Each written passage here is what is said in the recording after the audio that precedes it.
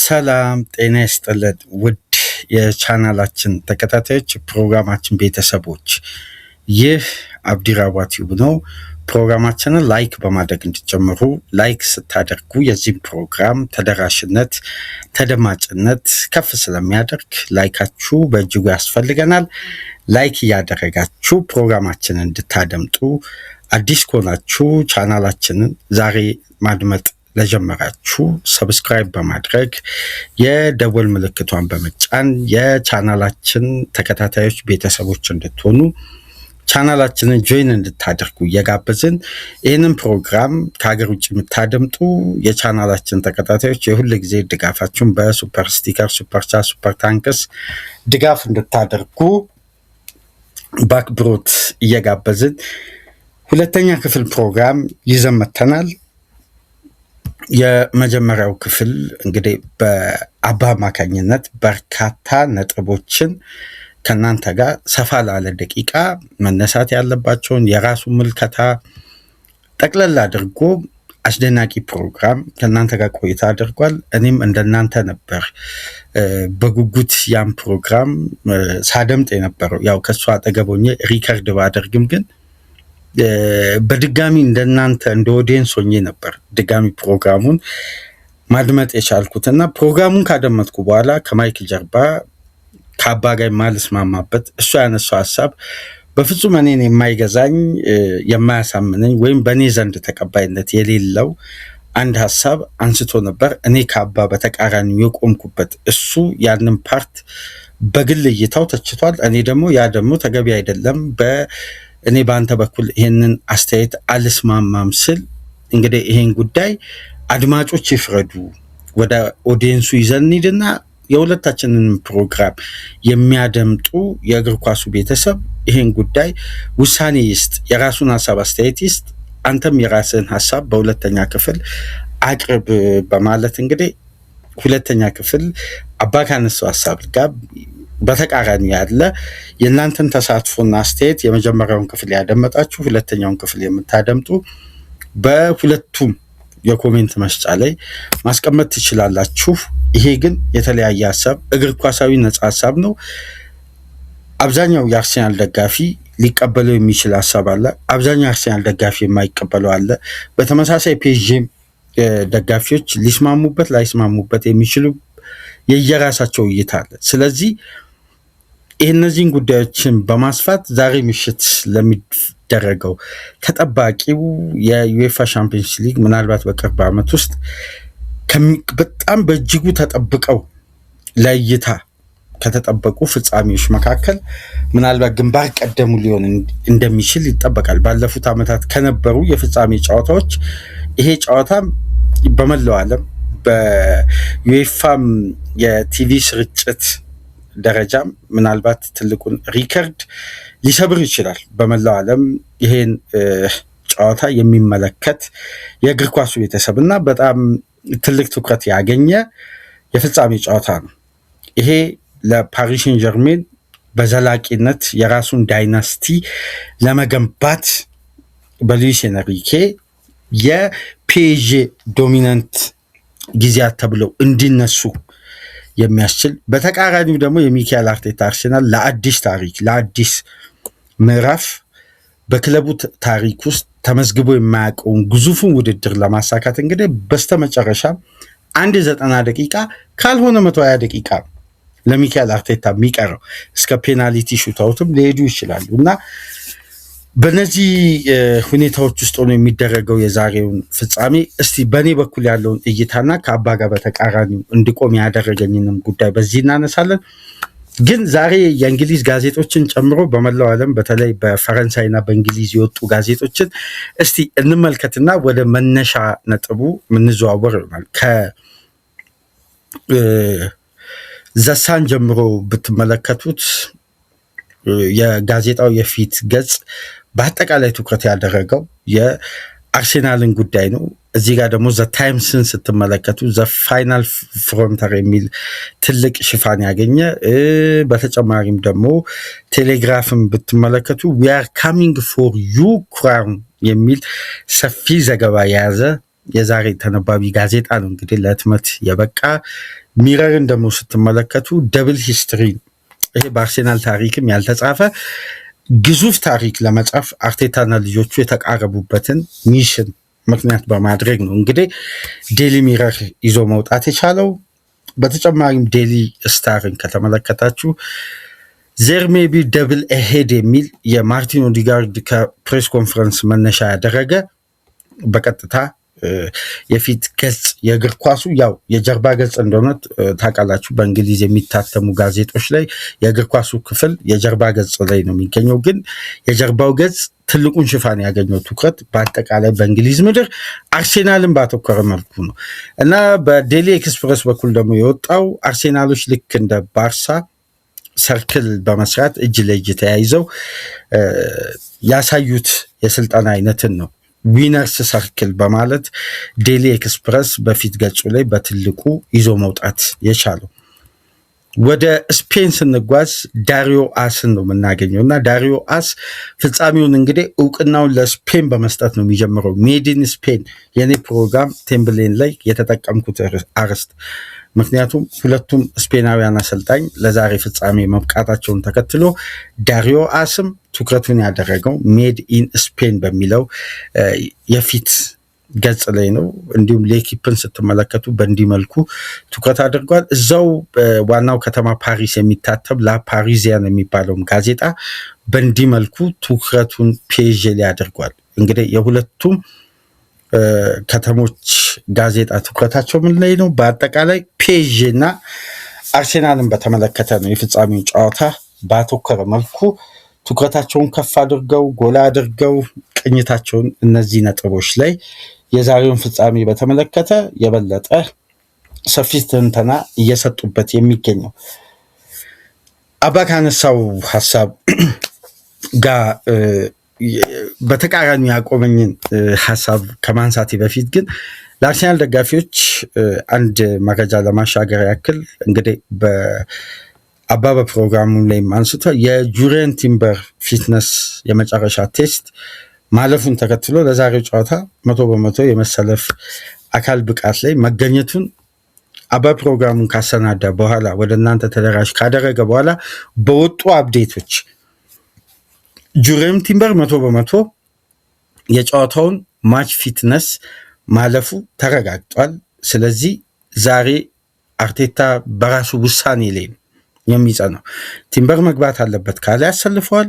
አይ ጌም ታይሙ ለሁለት ወራት ከሜዳ ስላራቀው ለዛሬው ጨዋታ ብቁ አይደለም ብሎ ሪስኮችን ለመቀነስ ካሰበ ደግሞ ሊያሰልፈው ይችላል። ወይም የበለጠ አድቫንቴጅ ቀደም ብሎ የሚወስድ ከሆነ ከረፍት መልስ ይህን ተጫዋች ለበለጠ ጠንካራ ሶሊድ ለሆነ መከላከል ሊመርጠውም ይችላል። ስለዚህ አሁን ላይ ምንም ያወዛግብ ጉዳይ የለም። ማድዌኬም ቲምበርም ማች ፊትነስን አልፈዋል። ትናንትና የነበረው ወይም ከአባ ጋር በነበራችሁ ቆይታ እስከዛ ሰዓት ድረስ የነበረው ኮንፈርሜሽን ምንድነው? ከስብስቡ ጋር መጓዙ ምን ማለቱ ነው ሲገለጽ የነበረው። ማች ፊትነስ ቴስት ደግሞ መሻገሩን ተረጋግጧል። በተመሳሳይ ሐኪሚና ዴምቤሌም ይሄን ማች ፊትነስ አልፏል፣ ኑኖ ሜንዴዝንም ጨምሮ።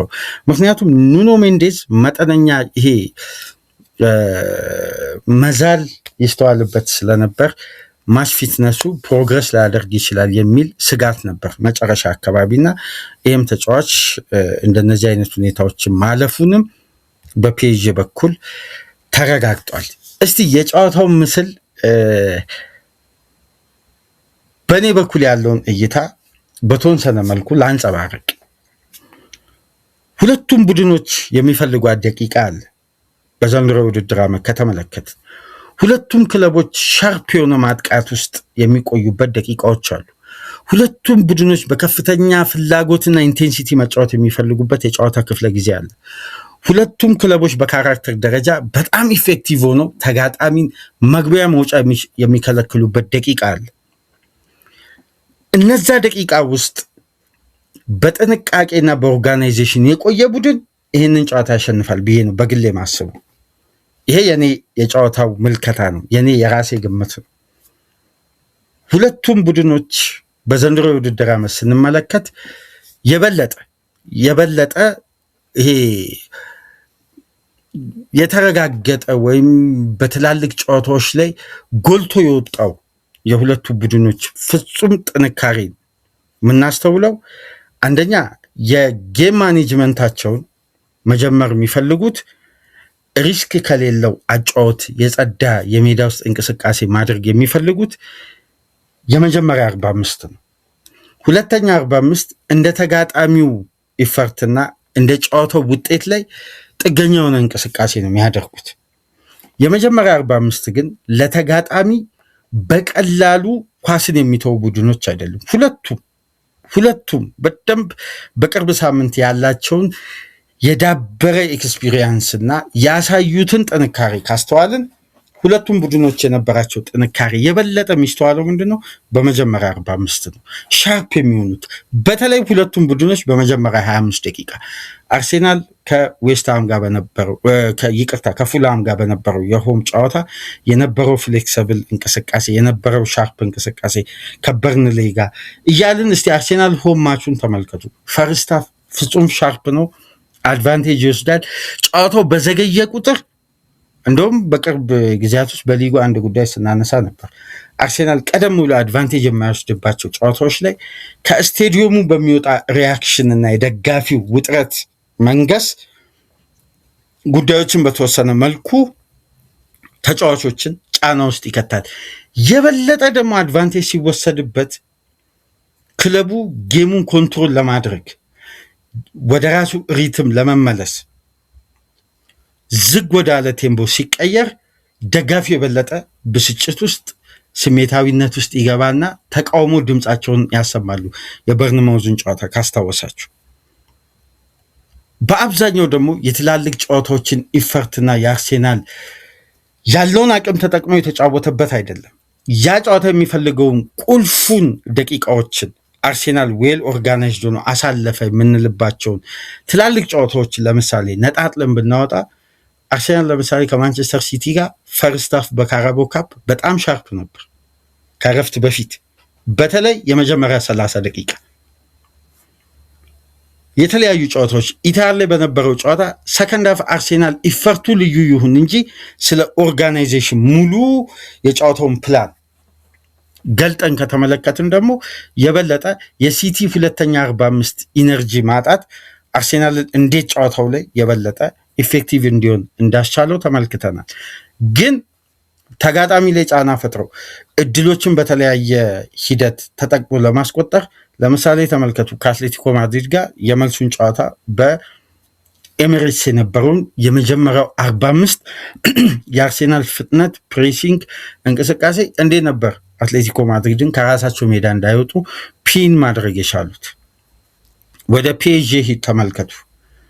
ፒኤስጂ ከቼልሲ ጋር የነበረውን የደርሶ መልስ ጨዋታ፣ ከባየር ሙኒክ ጋር የነበረውን የደርሶ መልስ ጨዋታ፣ የተለያዩ ከሊቨርፑል ጋር የነበረውን የደርሶ መልስ ጨዋታ ከተመለከታችሁ የበለጠ ኢፌክቲቭ ሆኖ ተጋጣሚ ላይ ፋታ የሚነሱ ማጥቃቶች ያሉት በመጀመሪያ 25 በመጀመሪያ 45 ደቂቃዎች ነው። አንድ ጉዳይ ግን በደንብ ሀሳቡን ለመነሻነት አስፈላጊ ነው ብዬ ማስበው በመከላከል ውስጥ ያለው ማጥቃት ፕላን ያደረገ ቡድን በዚህ ጨዋታ ከመጀመሪያ ክፍል ፕሪቪው 1 ብለን ከለቀቅንበት ፕሮግራም አንስተን የዚህ ጨዋታ ሰዓት እስከሚደርስ ድረስ አድማጮች እያንዳንዱን ክፍል አባስ ካቀረበው ድረስ ተመልከቱ።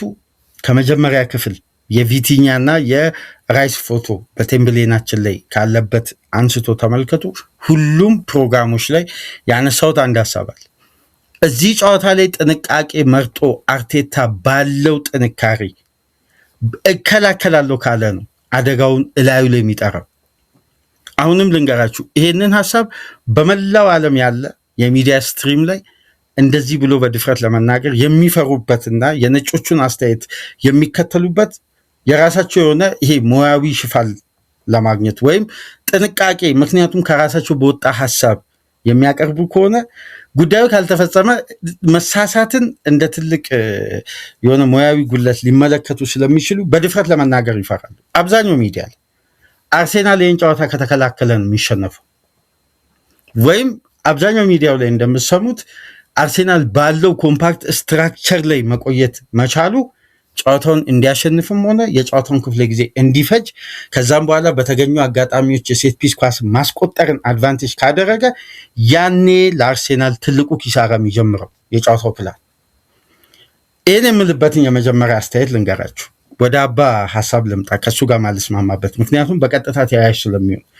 አባ የፔዥን የመከላከል ስትራክቸርን እና የግብ ጠባቂውን አቅም ተችቷል። ጥንካሬ አነስተኛ እንደሆነ ያነሳው።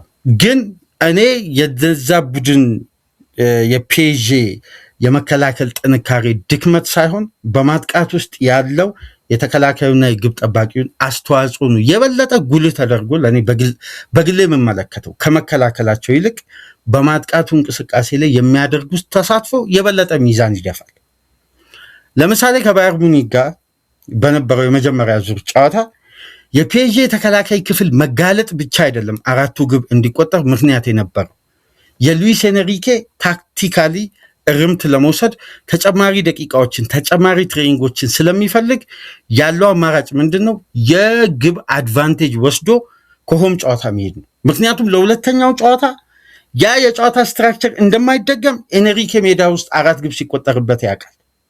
ግን ለእርምት ሜዳ ውስጥ እነዛን እንቅስቃሴዎች የሚጀምሩ ከሆነ ቴክኒካሊ አዳፕት እስከሚያደርግ እስከሚላመዱ እስከሚቀናጁ ድረስ ቢያንስ ከ1 እስከ 3 ትሬኒንግ ያስፈልጋል። ለምን?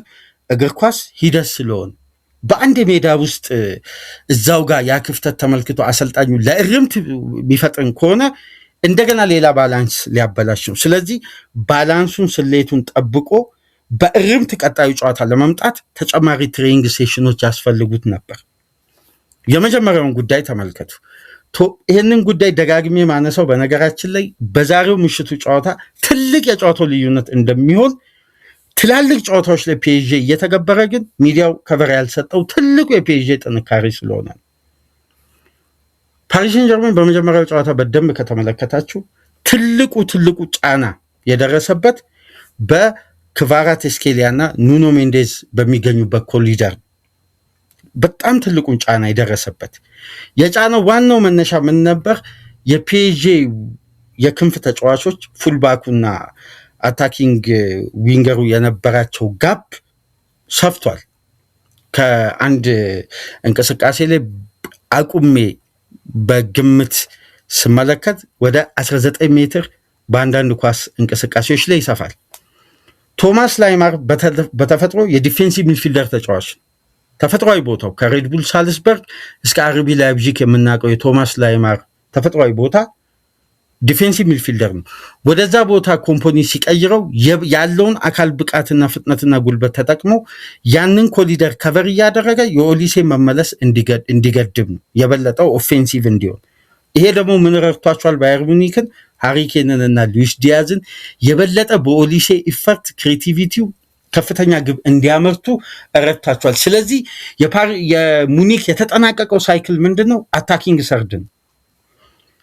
በመጀመሪያው ጨዋታ የኦሊሴ ተጽዕኖ ቢግ ቻንስ ክሬት የማድረግ ወደ ተጋጣሚ ቦክስ የመግባት ለምሳሌ የዲያዝ ኳስ ስትቆጠር የተነሳበትን ፖዚሽን ብትመለከቱ በኑኖ ሜንዴዝ እና በክቫራ መሀል ያለው ስፔስ ላይ የተነሳ ኳስ ነው። ዲያዝ ኮንትሮል አድርጎ አስቦ ማርኪኒዮስን ገሎ ማስቆጠር የቻለው ያንን ስፔስ መዝጋት የባየር ሙኒክን የኮሊደር ማጥቃት ማስቆም እንደሚቻልና ትልቁ ፓወር የባየር ሙኒክ ማጥቃት ላይ የተመሰረተው የት ነው?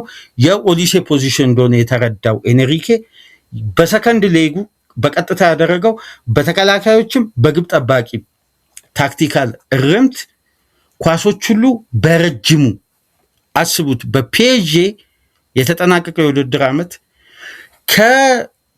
ከራሳቸው የመጫወቻ ክልል ወደ ተጋጣሚ ክልል በውድድር ዓመቱ ካደረጉት 58 ጨዋታዎች ውስጥ በረጅሙ የለጉት ኳስ 86 ነው። አንድ የእንግሊዝ ቡድን በ90 ደቂቃ የሚለጉት ኳስ 86 ኳስ ብቻ። ሰዓት ቢያልቅ ደቂቃ ቢያልቅ እንኳን ኦፖዚሽን ሃፍ ላይ በረጅሙ አይለጉም። ስለዚህ ታክቲካዊ እርምት የተወሰደው ምንድን ነው? ጫና ለመፍጠር ውጥረትን ከፍ ለማድረግ ያንን ኤሪያ ትኩረት አድርገው ቶማስ ላይማር ላይ አደጋ ለመፍጠር የመጀመሪያውን ትልቁን ታክቲክ የተጠቀመው ሳፋኖቭ ነው። ከራሱ የመጫወቻ ክልል በቀጥታ ላይማርን ከኳስ ውጭ እንዲሆን የእጅ የሚወረውር በርካታ ደቂቃዎችን በደንብ ተመልከቱ። ሰከንድ ሌጉን ቶማስ ላይማር የእጅ በመወርወር ነው ጨዋታውን ያቃጠለው። እሱ ወርውሮ ፖዚሽኑን ሪከቨር እስከሚያደርግ ድረስ ፒኤስጂ እያንዳንዱን የባየር ሙኒክ የሚቀባበሉበትን ስፔስ ዘግተዋል። ስለዚህ ሙኒክ የማሰቢያ ጊዜ እንዳያገኝ ፓቭሎቪችም ኪርሚችም ከአማካይ ክፍል ትንሽ ወደ ታች ወረድ ካሉ የፒኤስጂን ሃይ ፕረስ የትኛውም ተጋጣሚ መቋቋም አይችልም። በዚህ መሃል ምን ተፈጠረ? ሙኒክ መከላከል ውስጥ መቆየት አልቻለም፣ ማጥቃቱንም መምራት አልቻለም። መሀል ላይ ስለቀረ ነው በዛ ጨዋታ 2 ኢላማውን የጠበቀ ሙከራ የሞከረው። በመጀመሪያው ጨዋታ 4.99 ኤክስፔክትድ ግብ ክሬት ያደረገ ቡድን 5 ኢላማውን የጠበቀ ሞክሮ 4 ያስቆጠረ 9 ሻርፕ የሆኑ ማለት ያልተዛነፉ ምርጥ ሙከራዎችን ያደረገ ቡድን እንዴት በመልሱ ጨዋታ ያውም በሜዳው የአንድ ግብ ማርጅን ብቻ የተወሰደበት ቡድን እንዴት ይቸገራል ክሬት ለማድረግ? ስለዚህ የተከላካይ ክፍሉ ዲፌንሲቭሊ ባለው ኮምፓክት ሙቭመንት አይደለም፣ ያለ ኳስም በኳስም የሚደረግ ተጋጣሚ ላይ በሚፈጥሩ ጫና ነው መከላከላቸውን የሚጠቀሙት እንጂ ተጋጣሚ በሚያጠቃበት እንቅስቃሴ ላይ ያለው ኦርጋናይዜሽን አይደለም ፓሪስ ሴን ጀርሜን የሚጠብቀው ወይም ግብ ጠባቂው እንዳይገለጥ የሚያደርገው። ይሄ ደግሞ ምን ያደርጋል? አብዛኛውን ደቂቃ የኳሱ እንቅስቃሴም ሆነ የጨዋታው የሜዳ ውስጥ ሙቭመንት በቀጥታ ፈቃጅም ነሽም የሚሆነው ቡድን ፒኤስጂ ይሆናል። አፐር አንዱን ወስዶ ለምን ተጋጣሚ ሁሌም ጨዋታውን ሲጀምር አንድ ሰው እንዲያጎድል ነው የሚያደርጉት። ይሄ ደግሞ በተቃራኒ ፒኤስጂ ላይ ያመጣው ተጨማሪ ኢፈርት ምን መሰላችሁ? ዊሊያም ፓኮ ለኑኖ ሜንዴስ ለፋቢያን ሩይዝ ወይም ዘይር ኤርሜ በግራው 8 ቁጥር ይሰለፉ ከሁለት አንዳቸው ከክቫራትስኬሊያ ጋር የሚፈጥሩት ትራያንግል የጨዋታ ስታይል ላይ ኑኖ ሜንዴስ ከሁለቱም ተጫዋቾች ጋር በተች እንዲቀራረብ ያደርጋል። ዊሊያም ፓኮ ወደዚህ ወርዶ መጫወቱ ያኔ የጨዋታው እንቅስቃሴ ስንት ይሆናል? 3-1-3 ነው የሚሆነው። ይሄ ጨዋታ የማን መሰላችሁ? የማርሴሎ ቤልሳ። በላይም በኩል ትራያንግል አለ፣ በታችም በኩል ትራያንግል አለ። ያኔ 3-3 ሲሆኑ ደብል አፕ እንዳያደርጉ ፉልባኩ ላይ ራይስ ይወርዳል። ያኔ ማን ነው ነፃ የሚሆነው በፍጥነት ወደ ተጋጣሚ ኤሪያ የሚሮጠው? ቪቲኛም ጆዋው ኔቬስም አንማርክ ስፔስ ያገኛሉ። ያኔ የተመለሰ ኳስም አማካዮቹ የሚያገቡት ዴምቤሌም በነፃነት ወደ መሃል ሮጦ ከገባ በኋላ ማይነስ የተደረገ ኳስ በዘንድሮ የውድድር ዓመት ደጋግሞ የሚያስቆጥረው ዱዌም እየተደገፈ የሚያስቆጥረው በዚህ ትራያንግል ነው። ስለዚህ ኮምፓክት ሆኖ በኋላ ላይ መቆየት ማለት ፒኤስጂ የሚፈልገውን አጫወት እንዲጫወት መፍቀድ ነው። አንደኛውን ይሄን አነሳውላችሁ። ሁለተኛው ከአባ ሀሳብ ጋር ያይዤ ነው። ተከላካይ ክፍሉ በማጥቃት ውስጥ ያለ መከላከል ነው። ግብ ጠባቂው ከባየር ሙኒኩ ግብ መቆጠር ጋር በቀጥታ ታክቲካሊ የተፈጠረ ክፍተት እንጂ በቀጥታም የግብ ጠባቂው ትኩረት ማጣት ወይም ደካማ መሆን በጭራሽ አይደለም። ይሄን እኔ በግሌ አልስማማም። ምክንያቱም ከቆሙ ኳሶች የአፖሚካኖ ግብ የሚቆጠር አይደለም፣ ለመከላከል የሚከብድ ነው፣ ረጃጅም ናቸው። ይሄ የፒኤስጂ አጠቃላይ የሴት ፒስ ኳስ የመከላከል ጥንካሬ በዘንድሮ የውድድር ዓመት በአንድ ጨዋታ የተፈተነበት ነው፣ ግን ቀጣይ ጨዋታ ላይ እርምት የተወሰደበት ነው። ሃሪኬን ያስቆጠረው ፍጹም ቅጣት ምት ነው።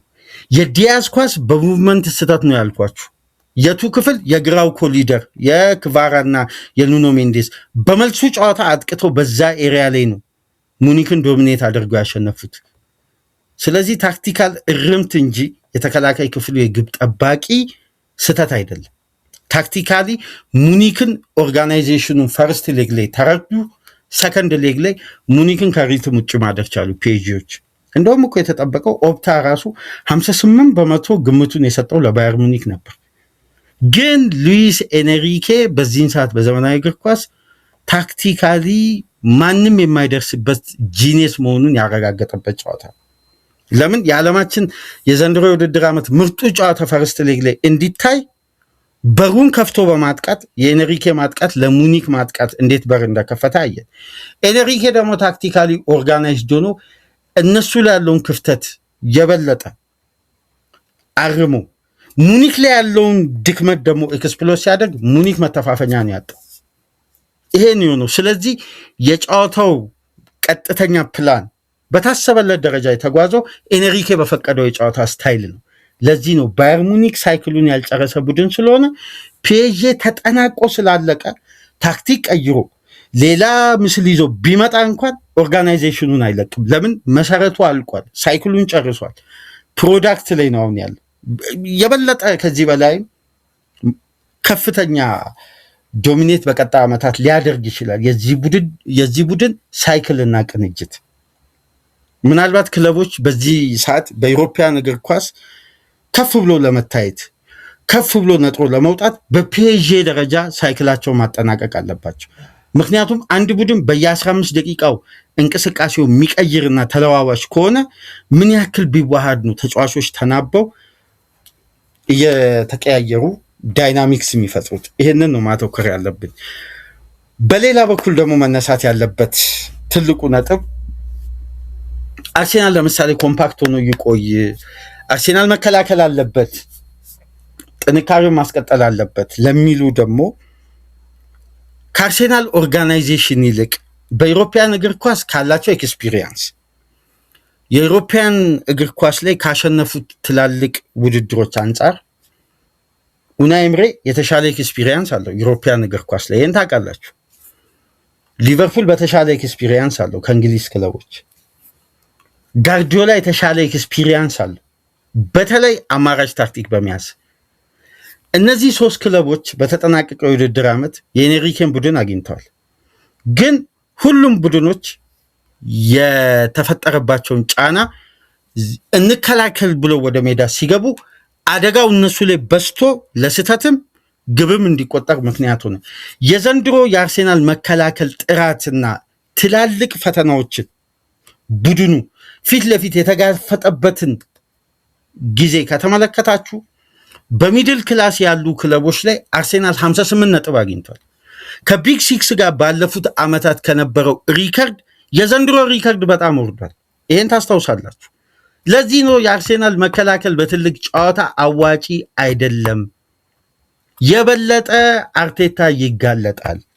የማንቸስተር ሲቲ የጋርዲዮላ የአንድ 90 ደቂቃ ፕላን የአንድ 45ቱን ተውት፣ የ28 ደቂቃ የጨዋታ ፕላን እኮ ነው አርሴናልን ከሪትም ውጭ ያደረገው። 28 ደቂቃ ነው የፈጀው አርሴናልን አውቶ ፖዚሽን ለማድረግ፣ የአርሴናልን የተከላካይ ክፍል ፕረሳ ለማድረግ ወደኋላ አፈግፍጎ በሚድ ብሎክ 4 ተጫዋቾች ተደርድረው የአርሴናልን የኳሷን ሙቭመንት በቢልዳፕ መረበሽ ነው፣ ስፔስ ማሳጣት ነው።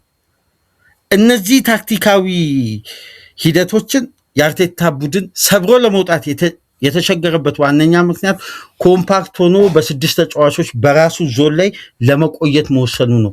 ያኔ የአርቴታ አይነት የኤንሪኬ አይነት ከ10 ምናምን ዓመት በላይ ኤክስፒሪየንስ ያላቸው አሰልጣኞች ኳሱን ለአርሴናል ይተዋሉ። ያኔ አርሴናል በመከላከል ውስጥ ሆኖ ጌሙን ኮንትሮል ማድረግ ያቅተዋል። ምክንያቱም ከሲቲ ጋር ከቦርንማውዝ ጋር ያጋጠመው አደጋ እሱ ስለሆነ።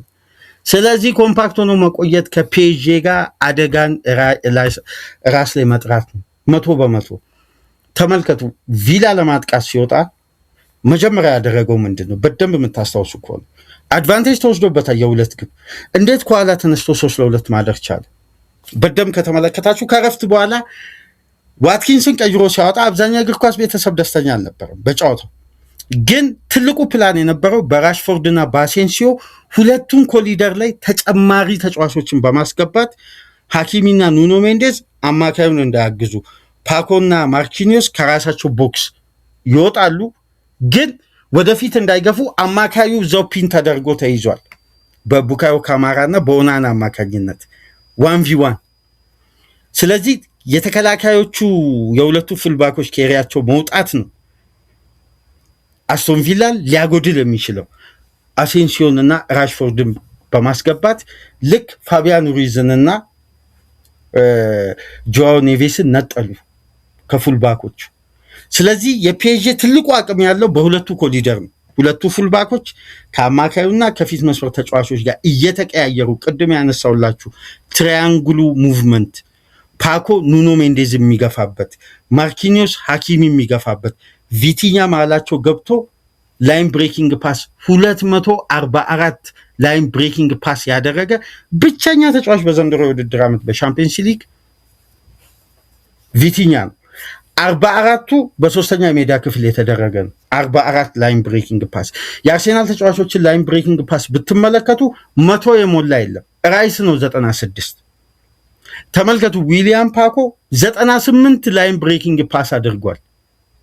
ስለዚህ ከላይን ብሬኪንግ ፓስ አብዝቶ ከሚያደርግ ቡድን ጋር መከላከል ማለት በጠባብ ስፔስ ውስጥ ያልተገመተ ፓስ አለ። የነዱዌ ደግሞ ከተከላካይ ጀርባ ተርን አድርገው የሚሮጡት ከባድ ጠባብ ስፔስ ላይ ልዩ እይታ አላቸው። ለምሳሌ ዱዌ ከአስቶን ቪላ ጋር ከሊቨርፑል ጋር ያምናውንም የዘንድሮንም ጨዋታ ያስቆጠራቸውን ቦታዎች ብታዩ እሱ በቀኝ ስፍራ የቀኙን የሜዳ ክፍል ይዞ እንደሚጫወት ነው የምናውቀው። ግን ተጋጣሚ የበለጠ ወደ ራሱ ሜዳ ኮምፓክት ሆኜ ልከላከል ሲል አንድ ቦታ ላይ ተሰብስበው በጠባብ ስፔስ ውስጥ ቴክኒካሊ ፈጣን የሆነ ቅብብል ማድረግ ይችላል። ይሄ ሙቭመንት ደግሞ እንግሊዝ ፕሪሚየር ሊግ ላይ እየተገበረ የቆየ ቡድን የለም። ሲቲ በጠባብ ስፔስ ላይ መቀባበል ሲችል አርሴናል ላይ በቸርኪ አማካኝነት ግብ አስቆጠረ። በደንብ ታስታውሳላችሁ። የመጀመሪያው የኢትሃዱ የመጀመሪያ 15 ደቂቃ ሲቲ የፈጠረው ጫና ላይ ትልቁ ተጽዕኖ የፈጠረው በጠባብ ስፔስ ውስጥ አርሴናል ኤሪያው ላይ ጥቅጥቅ ብሎ ሲጫወት የቸርኪ ቦልኬር የመጀመሪያ ግብ መክፈቻ ሆነች። ጥቅጥቅ ብሎ መከላከል ከፒኤስጂ እና ከማንቸስተር ሲቲ አይነት ቡድን ጋር አያዋጣ። ግብዣ ጠርቶ ያ ቡድን የማሰቢያ ጊዜ አግኝቷል። ኳሱን ትታችሁታል። በአማካይ 1091 ፓስ ቢቀባበል የማይሰለቻቸው ቡድኖች ናቸው። ለምን? ቴክኒካሊ አፕሮቻቸው ነው ሜዳ ላይ የተዋቀረው።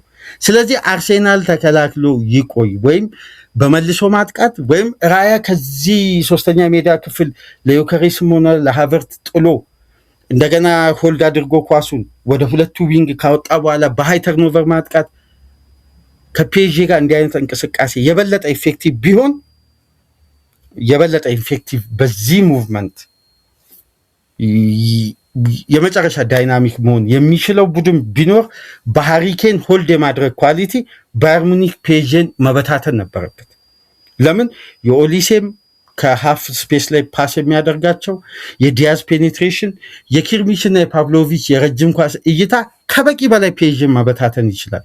ግን ስፔስን እየበተነ ስፔስን እያሸነፈ ትራንዚሽኖችን የማይጠቀም ቡድን ከፒኤስጂ አይነት ቡድን ጋር ጨዋታውን ለመምራት ይቸገራል። አሁን ሚካኤል አርቴታ በራሱ ሜዳ ቆይቶ የሳሊባና የጋብሪኤልን ኢንተርሰፕሽን ብሎክ እነዚህ ኳሶችን በ90 ደቂቃ ከፒኤስጂ አይነት በሶስቱም የሜዳ ክፍል በእኩል ስትራቴጂ ከሚያጠቃ ቡድን ጋር ሰርቫይቭ አድርጎ መቆየት በፈለገ የመከላከል ኳሊቲ ላይ ቢኖር በአስደናቂ የራያ ግብ ጠባቂነት ላይ ቢገኝ እንኳን በዚህ ስትራክቸር ፒኤስጂ ማሸነፍ አይቻልም። ባይሆን ፒኤስጂን በሃይ ፕረስ ማጫወት ነው ለጨዋታው ዋስትና። ፒኤስጂ መጀመሪያ ከራሱ የመጫወቻ ክልል መስርቶ እንዳይወጣ ማድረግ እና የላይን ብሬኪንግ ፓሶችን ትልቁ የቤት ስራ በነገራችን ላይ በዛሬው ጨዋታ በዘንድሮ የውድድር ዓመት ትላልቅ ጨዋታዎች ላይ ኢፌክቲቭ የመሆኑን አቅም እንደ አምናው ማግኘት ያልቻለው ደክላን ራይስ ዛሬ ትልቁ ኃላፊነት ያለው ደክላን ራይስ ላይ ላይን ብሬኪንግ ፓሶችን አብዛኛውን ኢንተርሰፕት የማድረግ ኃላፊነት ትልቁ ሚሽን። ምክንያቱም ፒኤስጂ በአንድ ፓስ አንድ ስፔስ ላይ ከተገኙ ሁለት ተጫዋቾችን ይቀንሳሉ። ሁለት ተጫዋቾች በአንድ ሙቭመንት ላይ ታክቲካሊ በደንብ ለተመለከተ አንድ ቡድን ሲቀንስና የፊት መስመር ተጫዋቾች ኳሊቲና የአጨራረስ ጥንካሬ ሲስተዋል ሁለት ተጫዋች በአንድ ኳስ እንደመቀነስ ከባድ ሚሽን የለም። ስለዚህ እያንዳንዱ ኤሪያ ላይ ባለው ፍጥነት፣ ጉልበት ኤሪያ ከቨር በማድረግ የተቀናጀ የሜዳ ውስጥ ሙቭመንት ለማድረግ እና እያንዳንዱን የፒኤስጂ ኳሶችን ኢንተርሰፕት ለማድረግ የበለጠ ራይስ ላይ ትልቅ ኃላፊነት ያለበት ጨዋታ ነው። ይሄ ጨዋታ ራይስ አርሴናልን ነፃ የሚያወጣበት የበለጠ ደግሞ አርሴናል የካሊፊዮሪን ኢንቨርትድ ፉልባክነት የሚፈልግበትም ጨዋታ ነው። ፋይናል ተደርሷል። ተጋጣሚ ፒኤስጂ አርሴናል ባለው አቅም ሁሉ ካጠቃ እንደሚያስቆጥር እኮ ግልጽ ነው። ለምን መከላከል መጀመሪያ የጨዋታ አድቫንቴጅ አድርጎ እንደሚወሰድ አይገባኝ። የትኛውም ቡድን ጨዋታ ላይ ይከላከላለሁ ካለ መጀመሪያ ተሸንፏል። ተከላክሎ አንድን ጨዋታ ባሰበው ፕላን ልክ የሊግ ጨዋታ አይደለም። ሳይክል በጨረሰ ቡድን ላይ መከላከል ማለት በጣም ዋጋ ያስከፍላል። እኔ አሁንም በአርሴናል መከላከል ላይ ከፍተኛ ጥርጣሬ አለኝ። የተከላካይ ክፍሉ ያስመዘገበው ክሊንሺት፣ ያስመዘገበው ጥንካሬ፣ እነዚህ ሁሉ ጉዳዮች በዘንድሮ ሲዝን በከፍተኛ ሁኔታ ክሬዲት ሊያጣ ይችላል ከፒኤስጂ ጋር። እንደው ስለመከላከል ግልጽ ምሳሌ እናንሳ። አርሴናል የተገነባው አመቱ ሙሉ ስንወያይ በቲም ዳይናሚክስ ነው እያለን ነበር፣ በቡድን ቅንጅት። ምክንያቱም ጥገኛ አልነበረም አርቴታ። ለዛ ነው ዋንጫውን በደማቅ ሁኔታ ያሳካው። ጥገኛ የተጫዋቾች ኳሊቲ ጥገኛ አልነበረም። ሳካ 2 ጊዜ በተለያየ አጋጣሚ ከሜዳ ለረጅም ሳምንት ርቋል።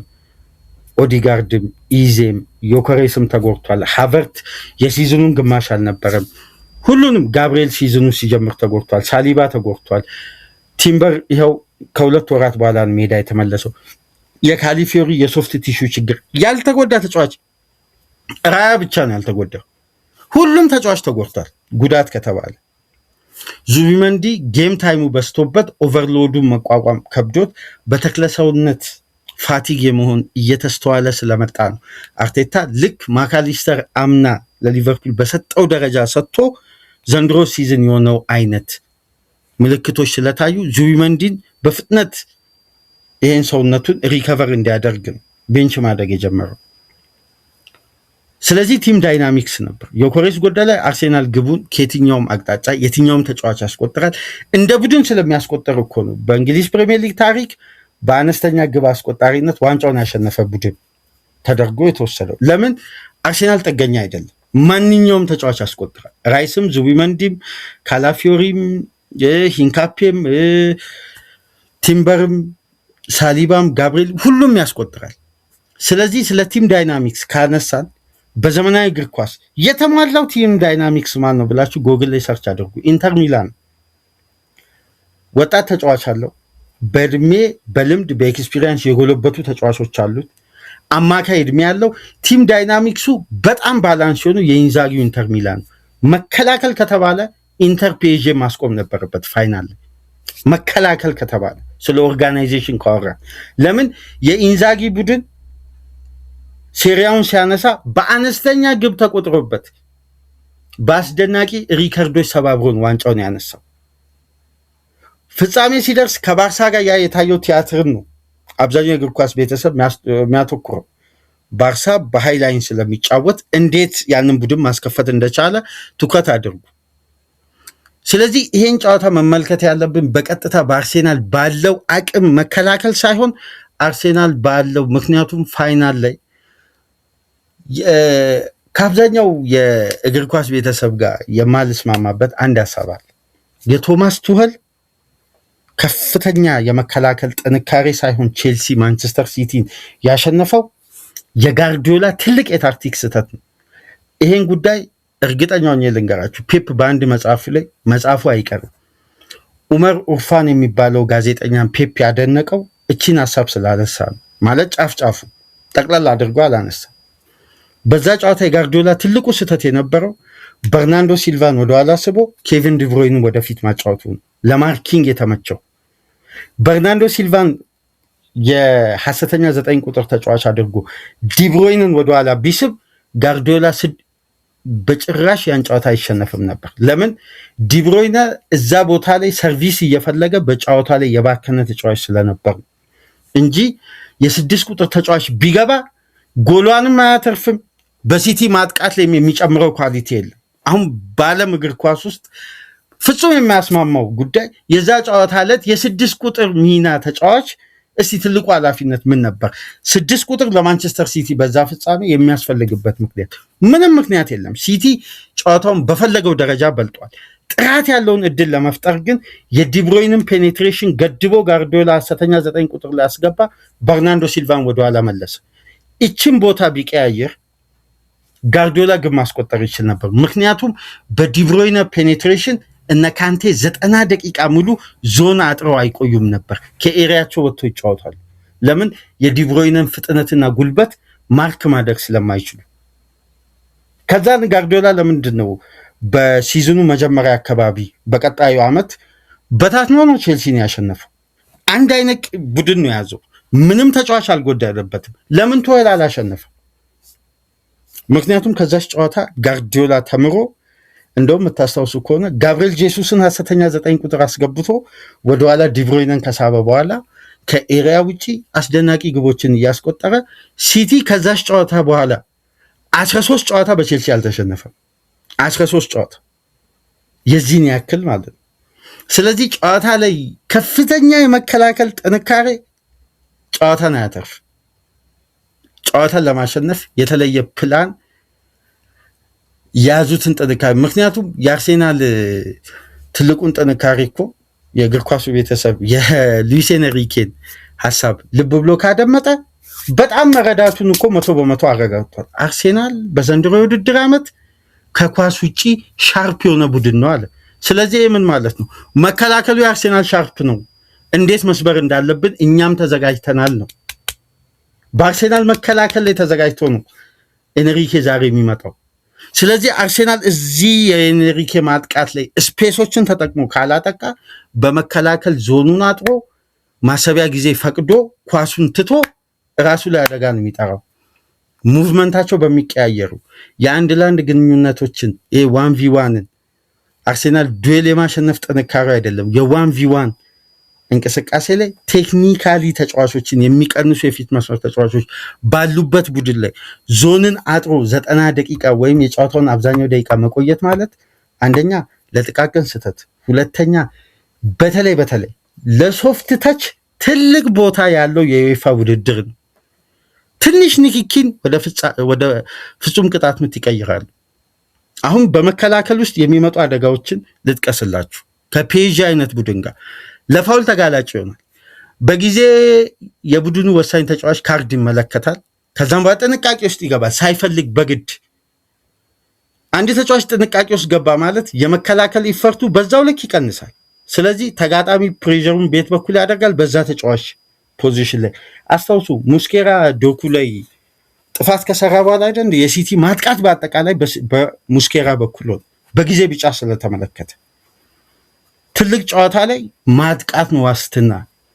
የፔፕ ጋርዲዮላን ማንቸስተር ሲቲ የኤርገን ክሎፕ ሊቨርፑል ሁሌም የሚፈትነው የሚያሸንፈውም ሲቲን ከራሱ ዞን እንዳይወጣ እዛው ፒን በማድረግ በፕሬሲንግ ነው። ከፈቀዱለት የማሰቢያ ጊዜ ከሰጡትማ ሲቲ ማንንም ይበታትናል። ፒኤስጂም ልክ እንደዛ አይነት ዳይናሚክስ አለው በበለጠ በተዋሃዱ ቴክኒሻል ተጫዋቾች። ስለዚህ መከላከል፣ ረጅሙን ደቂቃ ኮምፓክት መሆን፣ ሴት ፒስ መጠበቅ በደንብ አስታውሱ። ካራቦ ካፕ ፍጻሜንም ይህን ሀሳብ ሳነሳላችሁ ነበር። ካላጠቃ ከራሱ ዞን ካልወጣ ሚካኤል አርቴታ በማንቸስተር ሲቲ ይሸነፋል። ሴት ፒስ አጠብቆ አርሴናል አያገባም፣ ቢገኝ እንኳን አያገባም። ፋይናል ቢግ ማች ላይ ሴት ፒስ አይለይም። በቀጥታ ማጥቃትና ሻርፕ መሆኑ። አሁንም በዚህ ፍጻሜ ልንገራችሁ ስለ ሴት ፒስ፣ ስለ ኮምፓክት፣ ስለ ኦርጋናይዜሽን፣ ስለ ሎው ብሎክ አርሴናል እዚህ ላይ አተኩሮ ከመጣ አርቴታ እንግዲህ ከጨዋታ በኋላ የሚመዘገበውን ውጤት ይዘን መተን ከእናንተ ጋር የምንወያይ ይሆናል። አርቴታ ግን ካጠቃ ፔዤ ሊያስቆጥር ከሚችለው በላይ አርቴታ ማስቆጠር ይችላል።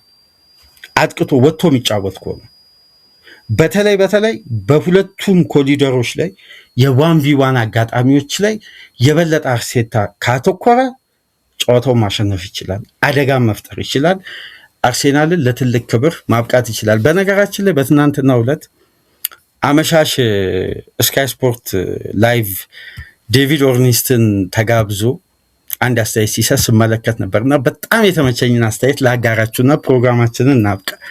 ስለ አርሴናል 22 ቁጥርና የ22 ዓመት ታሪክን አንስቶ የራሱን ግምት አስቀምጧልና ምርጥ አስተያየት ስለሆነ አድማጮች እቺን ሀሳብ አድምጡልኝ። ማለት የዴቪድ ኦርኒስተን አስተያየት ነው። በጣም በእንግሊዝ ምድር ከማደንቃቸው ምርጥና ሪሊያብል ጋዜጠኞች መካከል አንዱ ስለሆነ አርሴናል ከ22 ዓመት በኋላ ነው ዋንጫውን ያነሳው። ቬንገር በአርሴናል ቤት 22 ዓመት ቆይቷል በአሰልጣኝነት። እንዲሁም አርሴናል ከ22 ዓመት በኋላ ዋንጫውን እንዲያሳካ ግቧን ያስቆጠረው የቦርንማውዙ ኩሩፒ 22 ቁጥር ለባሽ ነው።